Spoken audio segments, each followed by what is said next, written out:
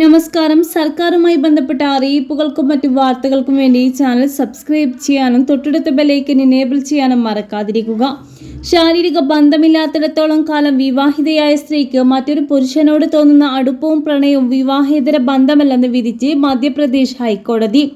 ഭാര്യയ്ക്ക് ജീവനാംശം നൽകുന്നതിൽ യുവാവ് നൽകിയ പുനഃപരിശോധന ഹർജിയിലാണ് കോടതി വിധി.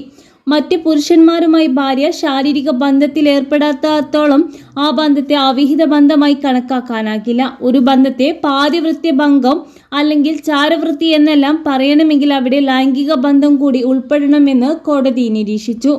ഭാരതീയ നിയമ സംഹിതയിലെ 144/5 വകുപ്പ് പ്രകാരവും കോഡ് ഓഫ് ക്രിമിനൽ പ്രൊസീജിയറിലെ 125/4 വകുപ്പ് പ്രകാരവും ഭാര്യയ്ക്ക് മറ്റൊരു പുരുഷന്മാരുമായി ബന്ധമുണ്ടെന്ന് തെളിഞ്ഞാൽ മാത്രമേ കേസ് നിലനിൽക്കുള്ളൂ എന്നാണ് കോടതി വ്യക്തമാക്കിയത്.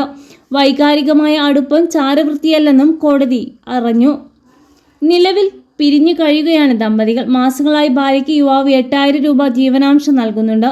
തന്റെ 1 മാസത്തെ ശമ്പളമാണ് ഭാര്യയ്ക്ക് നൽകുന്നതെന്നും ഇതോടെ ശമ്പളം തീരുകയാണെന്നും യുവാവിന്റെ പരാതിയിൽ ഭാര്യയ്ക്ക് പരപുരുഷ ബന്ധമുണ്ടെന്നും അതിനാൽ യുവതിക്ക് ജീവനാംശത്തിന് അവകാശമില്ല എന്ന് യുവാവ് ആരോപിക്കുന്നു. ഭാര്യയ്ക്ക് ഇടക്കാല ധനസഹായം നൽകണമെന്ന കുടുംബ കോടതിയുടെ ഉത്തരവിനെതിരെയാണ് യുവാവ് ഹൈക്കോടതിയെ സമീപിച്ചത്.